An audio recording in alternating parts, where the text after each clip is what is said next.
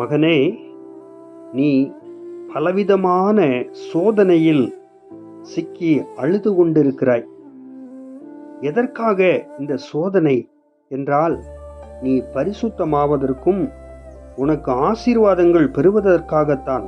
கலங்காதே மகனே, நான் இருக்கிறேன். மகளே, எதை குறித்து நீ கலங்காதே.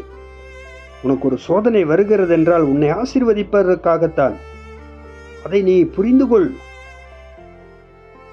யோபு 23:10 ஆனாலும் நான் போகும் வழியை அவர் அறிவார். அவர் என்னை சோதித்த பின் நான் பொன்னாக விளங்குவேன். சோதனைக்கு அப்புறம் உங்களை பொன்னாக விளங்கச் செய்வார். சோதனைக்கு அப்புறம் ஒரு ஆசீர்வாதம், சோதனைக்கு அப்புறம் ஒரு உயர்வு நிச்சயமாகவே வரும். யோபுவின் சோதனைக்கு பின்னாடி யோபுவை தேவன் 2 மடங்கு ஆசீர்வதித்தார். அதே போல உங்களையும் ஆசீர்வதிப்பார்.